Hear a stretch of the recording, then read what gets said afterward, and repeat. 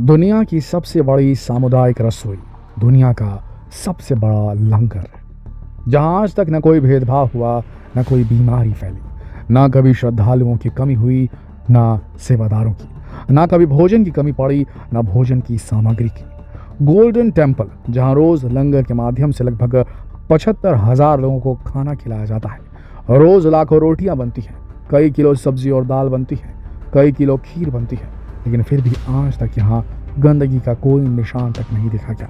घर में 4 मेहमान आ जाएं तो मैनेज करना सिरदर्दी बन जाता है, मगर गोल्डन टेम्पल में दुनिया के सबसे बड़े लंगर को इतने सारे श्रद्धालुओं को कैसे मैनेज किया जाता है, कैसे यहाँ इतने अच्छे तरीके से हाइजीन को मेंटेन किया जाता है, कैसे इस गुरुद्वारे में लाखों लोगों का खाना बनता है, कैसे उन्हें सर्व किया जाता है, इतने सारे जूठे बर्तन कैसे इतनी सफाई से साफ कर दिए जाते हैं। दोस्तों, ये सब सवाल सुनते ही इनका जवाब पाने की उत्सुकता आपके अंदर भी जरूर जागी होगी।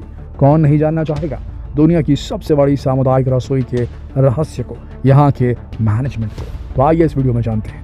दोस्तों, गोल्डन टेम्पल को यानी स्वर्ण मंदिर को हरमिंदर साहिब के नाम से भी जाना जाता है। ये बात बहुत कम लोगों को पता है, क्योंकि ज़्यादातर लोग इसे स्वर्ण मंदिर के नाम से ही जानते हैं, मगर अपने सोने की सजावट के लिए इतना मशहूर नहीं है जितना ये अपने लंगर के लिए मशहूर है।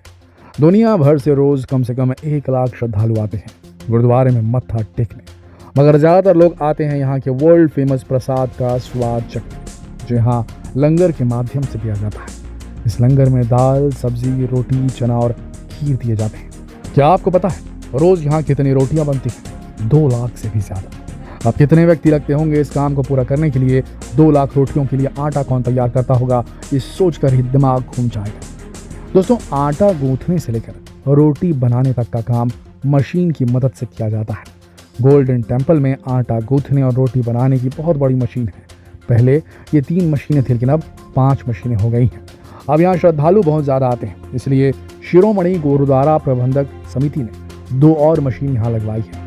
पहले जो मशीनें थी वो हर घंटे में 7,000 रोटियां बनाती थी। अब जो मशीनें हैं वो 1 घंटे में 12,000 रोटियां बनाती हैं।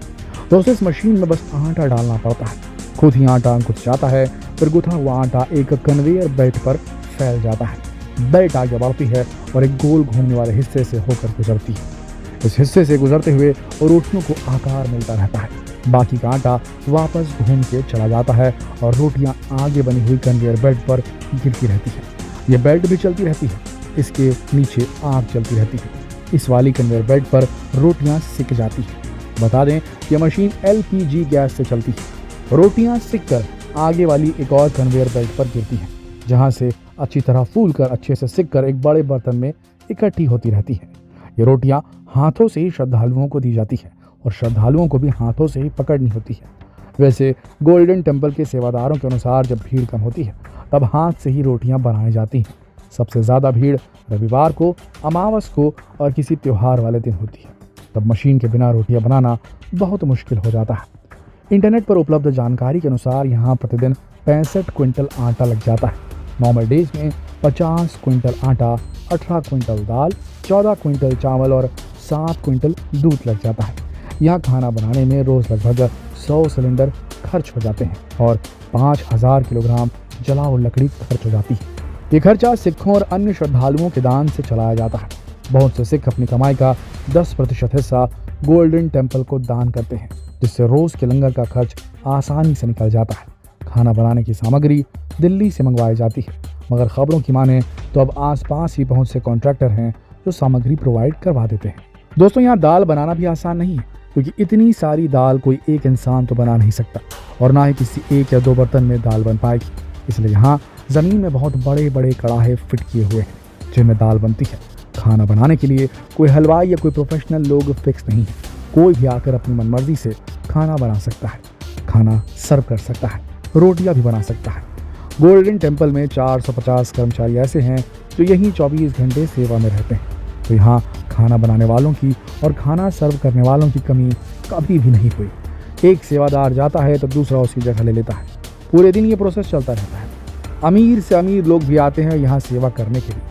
मान्यता है कि यहाँ सेवा करने से सबसे बड़ा पुण्य लगता है। दोस्तों, यहाँ की ख़ास बात यह है कि इस लंगर में गरीब अमीर का या छोटे बड़े का या फिर किसी भी जाति, धर्म, रंग आदि के आधार पर भेदभाव नहीं किया जाता। कभी भी कोई व्यक्ति आकर यहाँ लंगर में खाना खा सकता है। सबसे बड़ी बात है कि यहाँ बर्तन कौन धोता है, कैसे मैनेज किया जाता है, बर्तन को हाइजीन कैसे मेंटेन रखा जाता है। दोस्तों, यहाँ सेवादार ही बर्तन धोते हैं। लंगर खाने के बाद श्रद्धालु एक पहले से निर्धारित जगह पर जाकर एक बार अपने हाथ से बर्तन धोते हैं, फिर सेवादार उन्हें धोते हैं और दोबारा इस्तेमाल होने से पहले बर्तनों को 5 बार साफ किया जाता है। ये रूल सेवादार ही करते हैं। ये भी सब कुछ पहले से निर्धारित है। कब बर्तन कहाँ धुलेंगे, कहाँ मिलेंगे, कहाँ बनेगा खाना, बर्तन कहाँ रखे जाएंगे। यहाँ एक बहुत बड़ा बर्तन रखने का स्टैंड है, उसमें धुलने के बाद बर्तन रखे जाते हैं। अब जो इतने सारे यहाँ श्रद्धालु आते हैं और रोज़ लगभग 75,000 लोग लंगर में शामिल होते हैं, उन्हें बैठने के लिए एक हॉल भी चाहिए जो यहाँ 50,000 स्क्वायर फीट में फैला हुआ है। इसे गुरु रामदास हॉल बोला जाता है।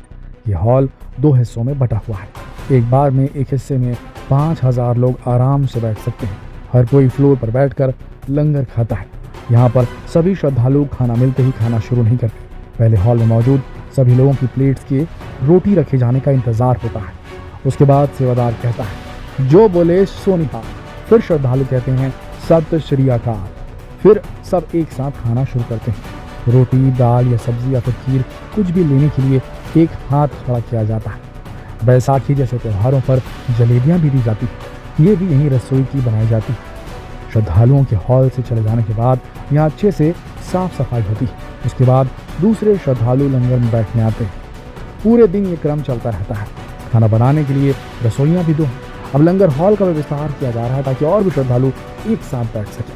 दोस्तों, यहाँ पर पानी के लिए मशीनें हैं। सभी को खाने के साथ साथ पानी दिया जाता है। एक व्यक्ति मशीन को लेकर आता है, उसी में से पानी लिया जाता है। ये मशीन फुल्ली ऑटोमेटिक है। इसके लिए गोल्डन टेम्पल का खुद का बहुत बड़ा फिल्टर प्लांट है, जिसमें पूरे दिन पानी फिल्टर होता है ताकि कोई भी गंदगी सरोवर तक ना पहुँचे और पानी पवित्र रहे। दोस्तों, यहाँ पर एक प्रसाद मिलता है जिसे कड़ा प्रसाद कहते हैं। ये प्रसाद दुनिया भर में मशहूर है। कहते हैं कि इससे शरीर भी शुद्ध हो जाता है और मान्यता तो ये है कि इससे कई तरह की बीमारियां भी दूर हो जाती हैं। कई और भी गुरुद्वारे इसे बनाने की कोशिश करते हैं। लोग घर में भी बनाने की कोशिश करते हैं, मगर उसका स्वाद गोल्डन टेम्पल के कड़ा प्रसाद जैसा नहीं आता। यह हलवे के जैसा होता है। इसमें शुद्ध घी का इस्तेमाल होता है। इसे भी यहीं रसोई के सेवादार ही बनाते हैं। दोस्तों, आप गए हैं कभी गोल्डन टेम्पल? क्या आपने कभी वहाँ का लंगर खाया है? अगर आपने कभी यहाँ विजिट किया है या फिर लंगर खाया है तो अपना अनुभव कमेंट करके हमें ज़रूर बताएं। इस वीडियो को ज़्यादा से ज़्यादा शेयर करें ताकि सभी को मालूम हो सके कितना सारा खाना लंगर के लिए कैसे तैयार किया जाता है। जितना हो सके इस वीडियो को शेयर करें फेसबुक पर, व्हाट्सएप पर, यूट्यूब पर। तो फिर मिलते हैं एक और रोचक जानकारी के साथ। तब तक के लिए आप सबका इस वीडियो के अंत तक बने रहने के लिए दिल से धन्यवाद।